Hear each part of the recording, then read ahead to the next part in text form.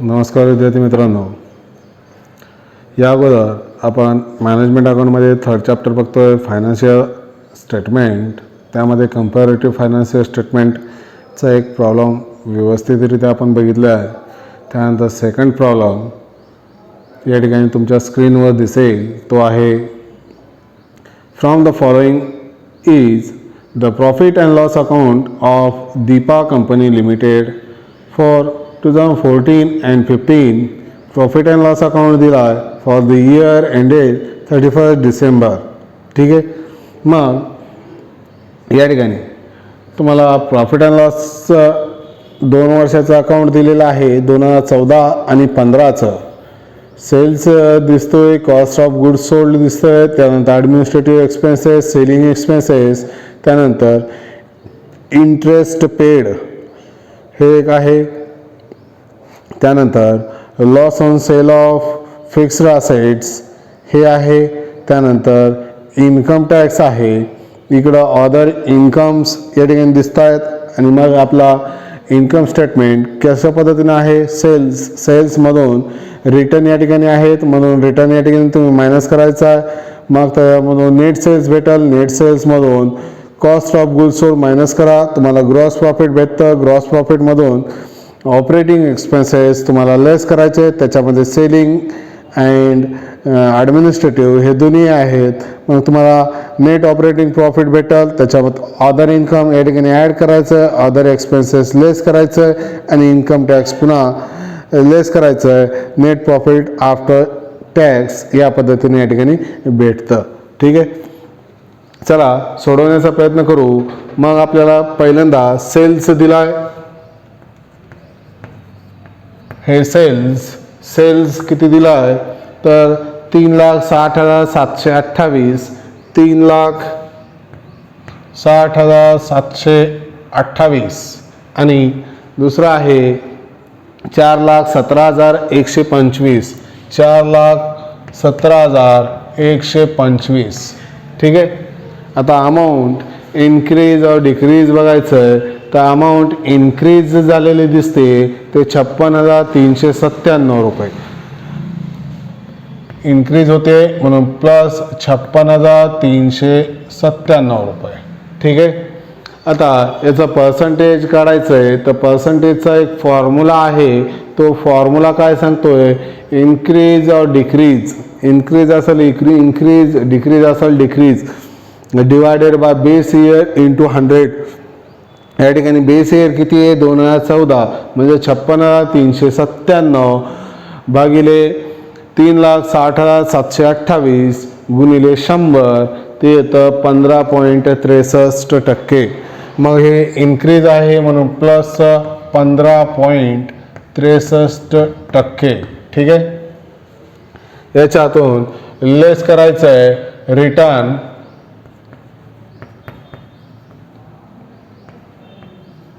Return किती आहे,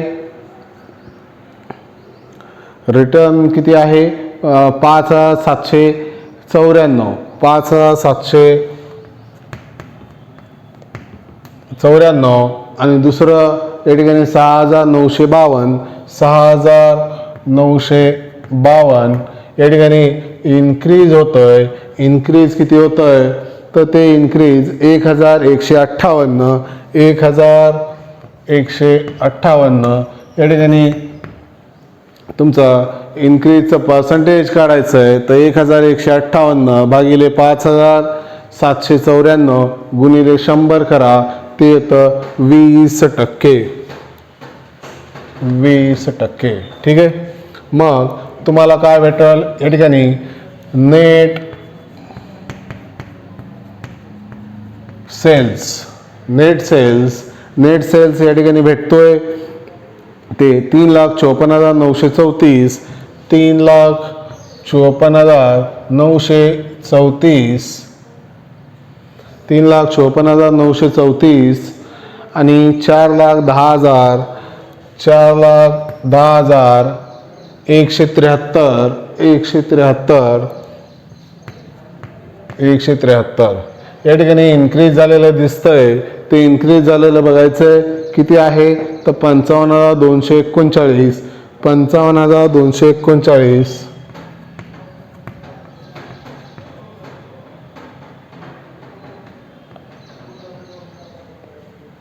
ठीक आहे. याचं पर्सेंटेज काढायचं आहे. याचं पर्सेंटेज तुम्ही काढताय तर त्याचं पर्सेंटेज येतं 15.6%. 15.6%. ठीक आहे. मग याच्यातून पुन्हा लेस काय करायचं आहे, कॉस्ट ऑफ गुड्स सोल्ड. ठीक आहे. Cost of goods sold. Cost of goods sold तुम्हाला ऑलरेडी काढून दिलेलं आहे. ते कॉस्ट ऑफ गुड्स सोल्ड 2,31,625. 2,31,625 आणि दुसरं आहे 2,41,950. 2,41,950. या ठिकाणी इन्क्रीज झालेलं दिसतंय. ते इन्क्रीज झालेलं 10,325. 10,325 आणि त्याचा पर्सेंटेज काढायचं आहे. 10,325 भागिले 2,31,625 गुणिले 100 करा तर त्याचं पर्सेंटेज येतं 4.5%. हे 4.5% तुम्ही लिहिताय. मग हे भेटल्यानंतर तुम्हाला काय भेटल, ग्रॉस प्रॉफिट. Gross profit. आता हे ग्रॉस प्रॉफिट मिळतं ते किती, 1,23,309.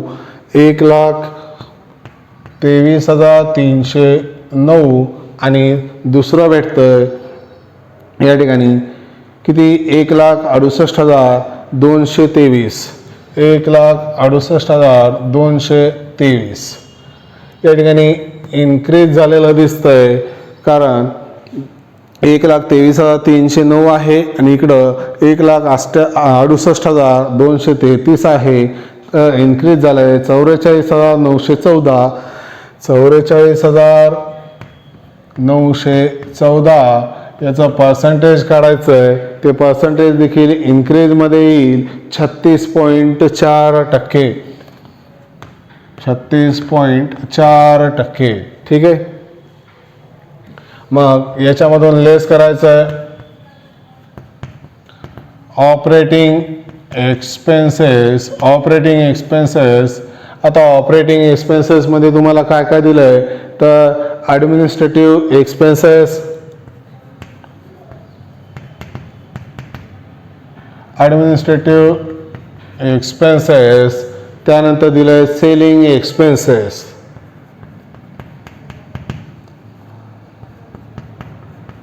Selling expenses. हे दोन एक्सपेन्सेस दिले आहे.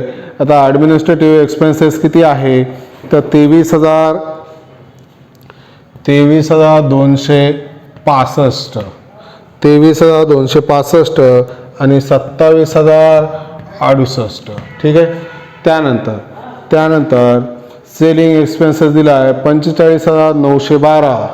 45,912 आणि 57,816. 57,816.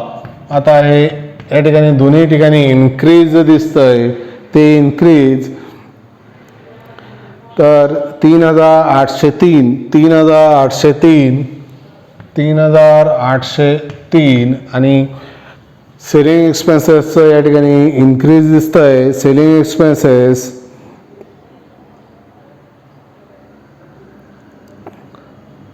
11,904. 11,904. ठीक आहे. याचं पर्सेंटेज काढायचं आहे. पर्सेंटेजचा फॉर्म्युला माहिती आहे तुम्हाला, इन्क्रीज और decrease divided by base year into 100. 16.3 आणि 25.9. 16.3 आणि 25.9 या ठिकाणी त्याचं पर्सेंटेज येतं. आता हे लेस केल्याच्यानंतर तुम्हाला या ठिकाणी काय मिळेल, net profit, net operating profit मिळतं नेट ऑपरेटिंग प्रॉफिट. आता हे नेट ऑपरेटिंग प्रॉफिट तुम्हाला मिळतं आहे ते हे लेस केल्याच्यानंतर 54,132 54,132 आणि दुसरं आहे 83,339 83,339. ठीक आहे. आता या ठिकाणी इन्क्रीज झालेलं दिसतंय किती 29,207 29,207 आणि त्याचं पर्सेंटेज काढायचं आहे. तर पर्सेंटेजचा आपल्याला फॉर्म्युला माहीत आहे इन्क्रीज और decrease divided by base year into 100. आता याचं पर्सेंटेज येतं 54%.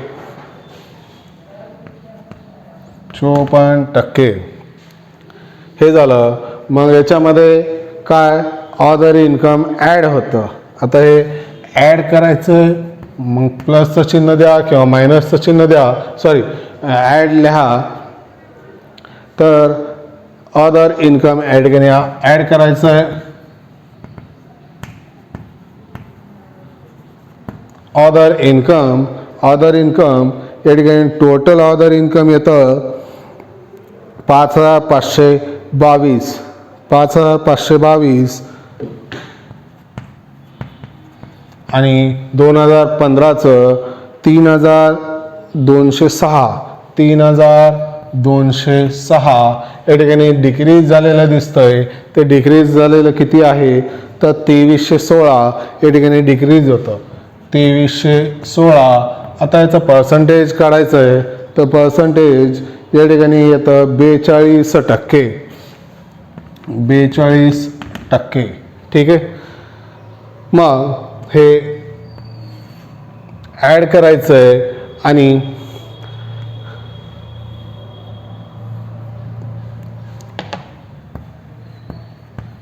अदर एक्सपेन्सेस या ठिकाणी लेस करायचं आहे.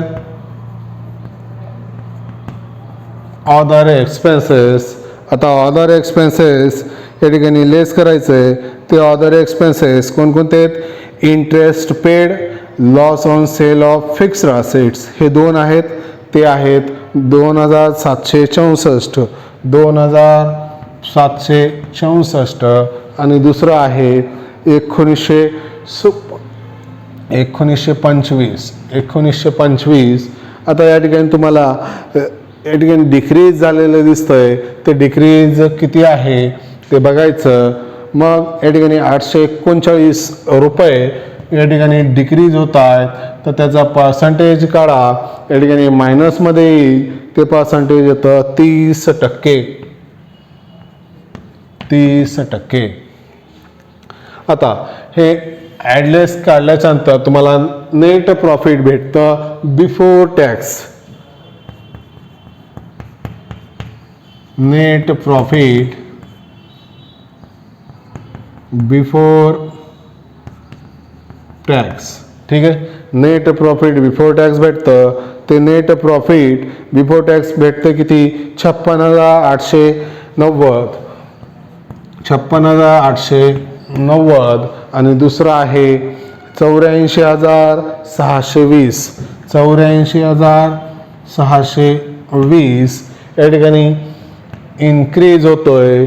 इन्क्रीज किती 27,730 27,730 या ठिकाणी इन्क्रीज होत आहे. त्याचं पर्सेंटेज काढा. ते पर्सेंटेज येतं 48.7%. 48.7%. याच्यातून पुन्हा काय करता तुम्ही लेस काय इन्कम टॅक्स.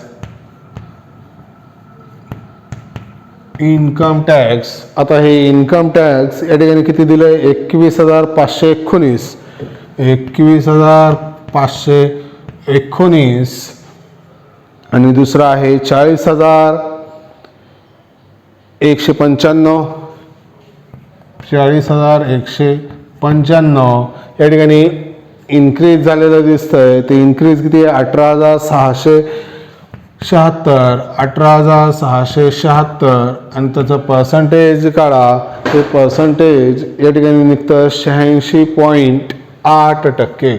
86.8%. ठीक आहे.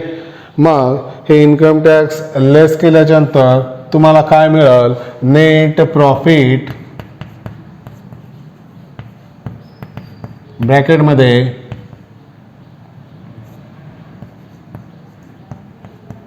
आफ्टर टॅक्स आणि नेट प्रॉफिट आहे 35,371. 35,371 आणि दुसरा आहे 44,425. 44,425 या ठिकाणी देखील इन्क्रीज झालेलं दिसतंय. ते इन्क्रीज या ठिकाणी किती होतंय? तर 9,054. 9,054 प्लस या ठिकाणी पर्सेंटेज होतोय 25.6%. 25.6%. ठीक आहे.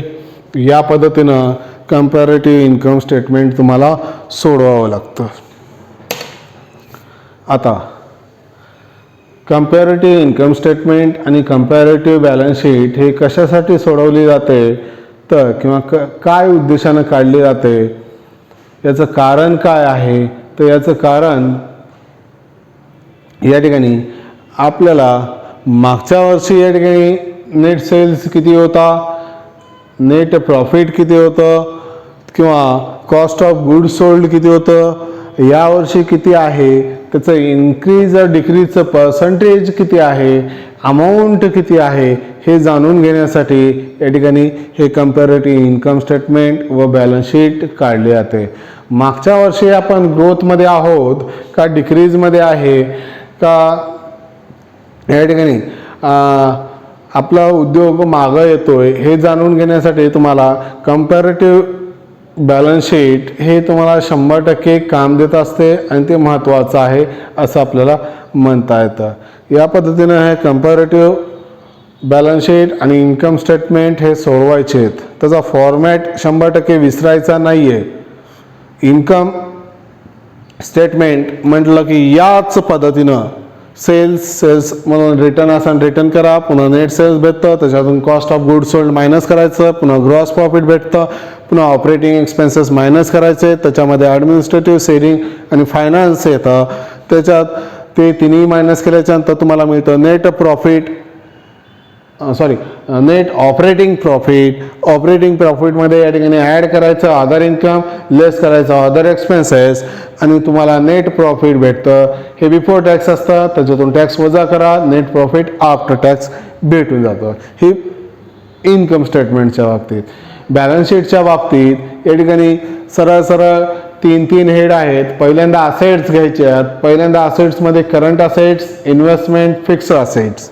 ठीक आहे, 3 हेड.